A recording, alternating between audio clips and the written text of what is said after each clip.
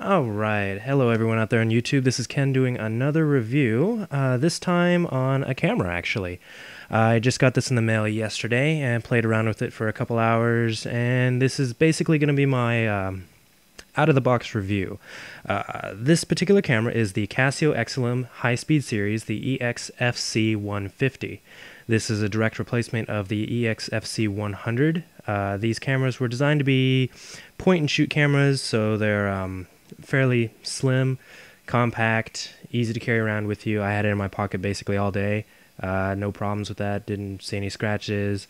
And the interesting thing about this, they are using the same high-speed CMOS sensor of the higher-end Exilim high-speed series cameras. So this happens to have the same features as, for say, the EX-F1 Pro, where it can do burst shooting up to 40 frames per second in full resolution of 9 megapixels. Though I should make a correction there. If you are doing single shot mode, you can actually go up to 10 megapixels. It has 10 million effective pixels. But burst shooting and features of that sort will drop it down to 9 megapixels, which is still a lot better than the EX-F1 Pro. But we'll get into that in just a little bit. Now, this also has the same features of doing high-speed video, so this particular camera can do a multitude of different frame rates. For example, you have the 1000 frame rate, 1000 frames per second at the highest speed. Below that is, I believe, 448 frames per second, and then 240 frames per second. And then, no, I'm sorry, I made a mistake. 480 frames per second, then 240 frames per second, and lastly 120 frames per second. Unlike the F1 Pro, there are two changeable modes for the high-speed video. The F1 Pro offers 30 frames per second to 300 frames per second, but this particular camera and others like it offer 30 frames per second to 120 and 30 frames per second to 240.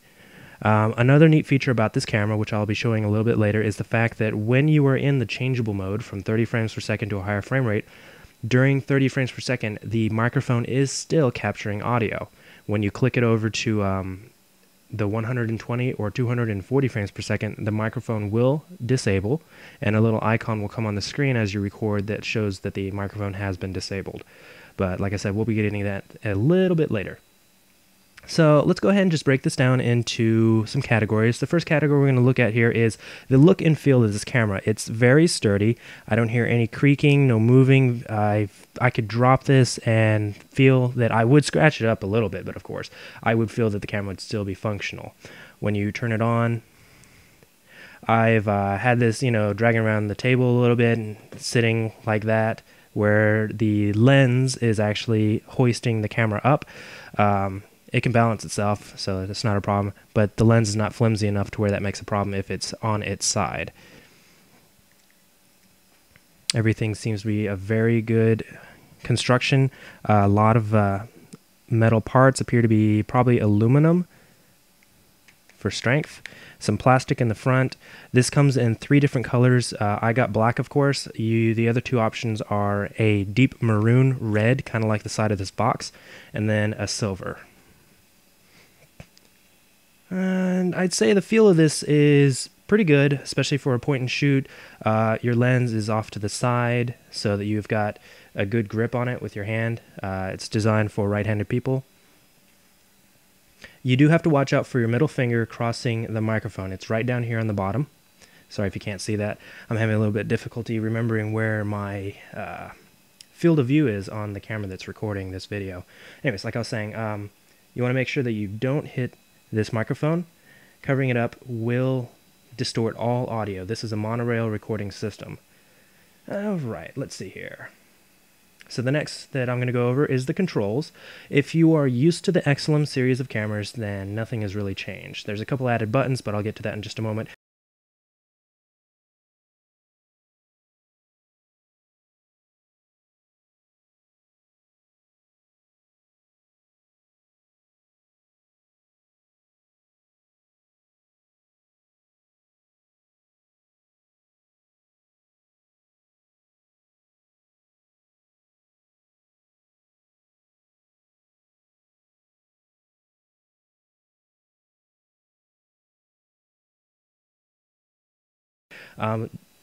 I'm going to use the F1 Pro as a reference. So just like the F1 Pro, to toggle between your video modes, it's right here next to your record button.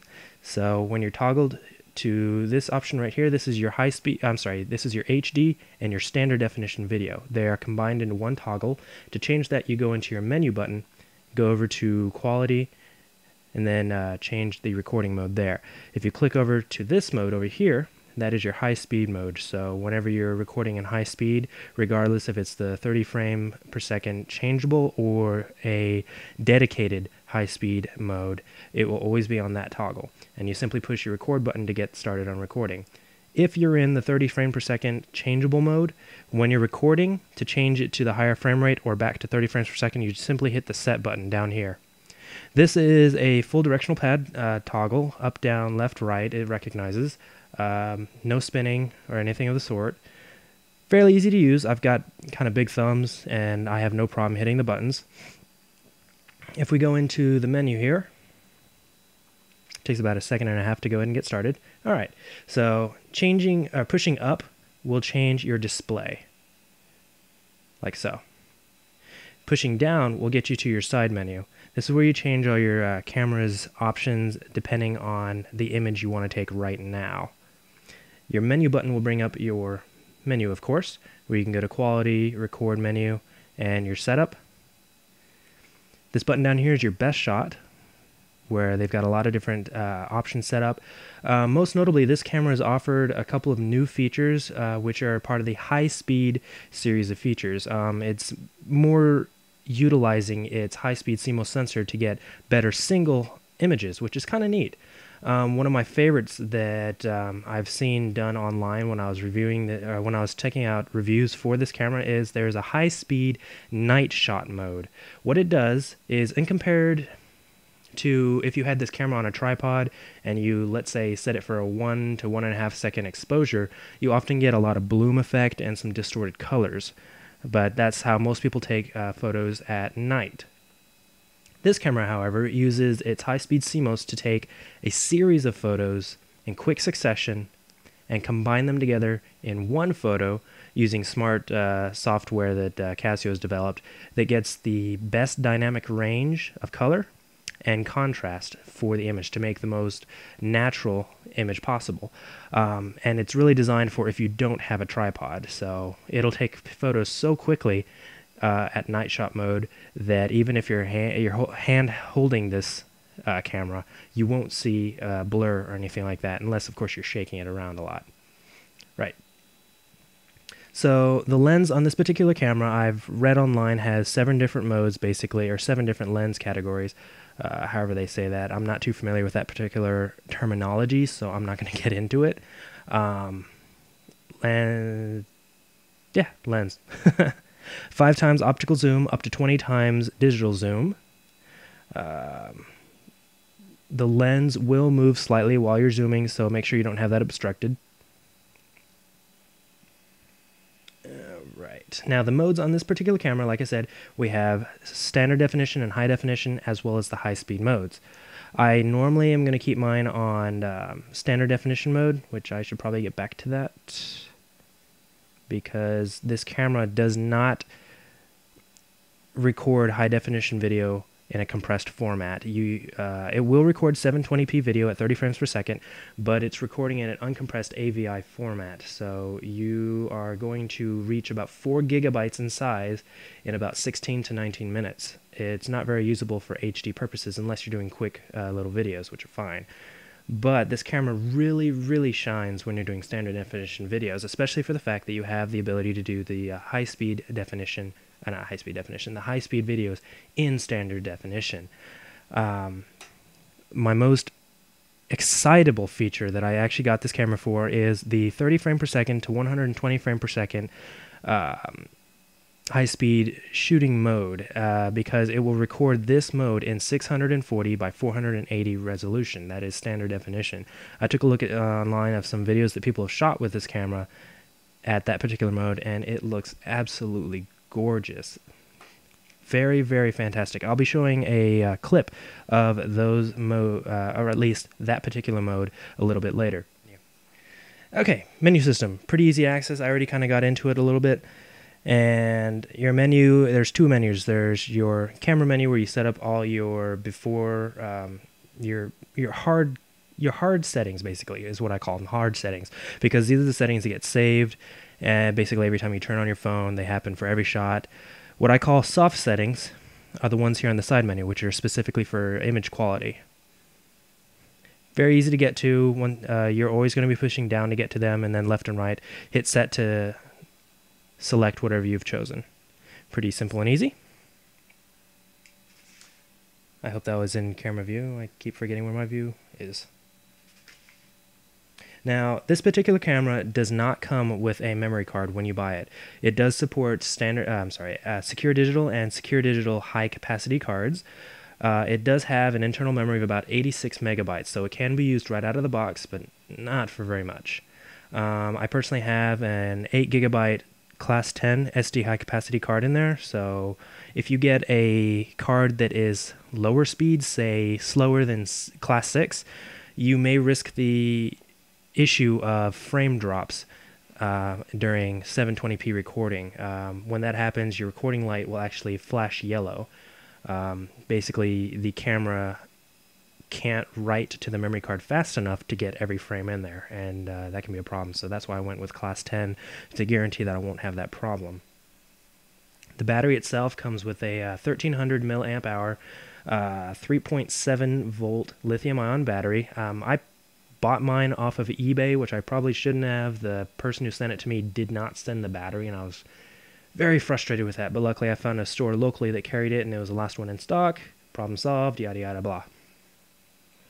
The images of this camera are going to be fantastic. Very, very well-rounded, high dynamic range, very warm and lively images, because this is the first camera in the Exilim high-speed series that offers a backlit CMOS sensor. Not even the EX-F1 Pro has a backlit CMOS sensor, which is a $1,000 MSRP camera. This camera is rated at about $350 MSRP. I got mine off of eBay for $200, so even buying a battery for $20 really wasn't that big of a loss. I'm going to go ahead and show you the comparison images between the EX-F1 Pro and the EX-FC150 here. Now, the first image you are seeing, this is by the EX-F1 Pro. If you're familiar with this camera, then you're pretty used to seeing these images.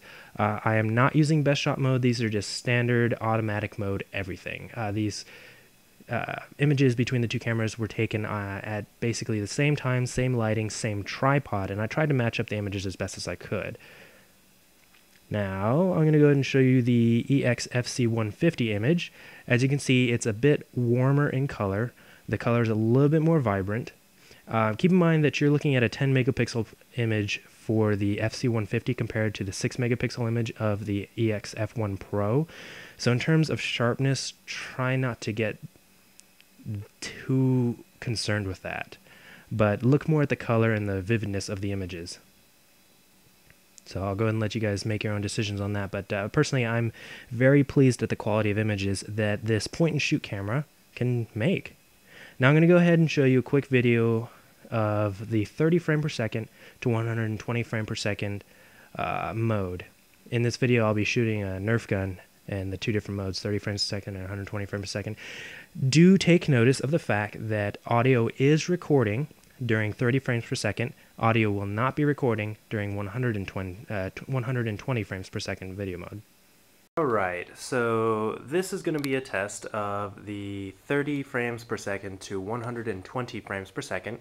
We're shooting a Nerf gun here that I upgraded, but doesn't really matter. Anyways, this is 30 frames per second. Pretty goddamn fast. Alright, let's see here. Alright, now we're going to go ahead and change it over to 120 frames per second.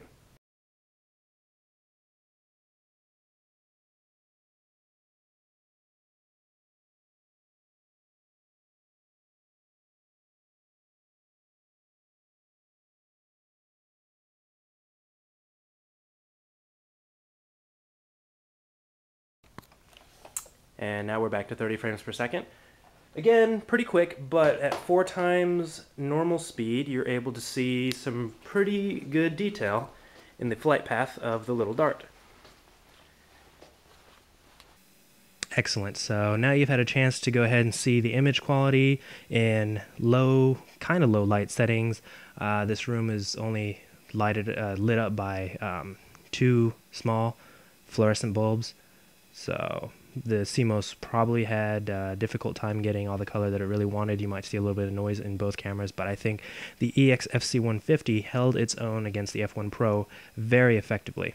You've also had a chance to see the video quality of the camera, and I'm actually very pleased. I'm glad that I'll be having this camera on me at almost all times, so hopefully I can get videos whenever, wherever, of whatever.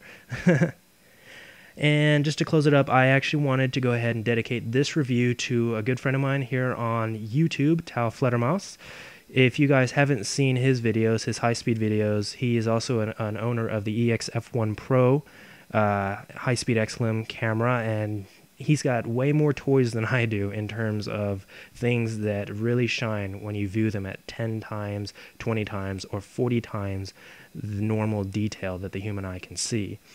This review I'm dedicating to you, my friend, because I want you to take a look at this camera and consider maybe even getting one for yourself. I know you picked up the Flip HD, which is a fantastic camera. I've seen the quality of videos you've been making for YouTube lately, but this camera will be great for you to carry with you because you can get slow motion basically anywhere, and you don't have to carry our bulky F1 with us everywhere. The thing is ginormous. But once again, thank you everyone on YouTube for watching my videos. Hope you enjoy this quick out-of-the-box review, and you all have a great day.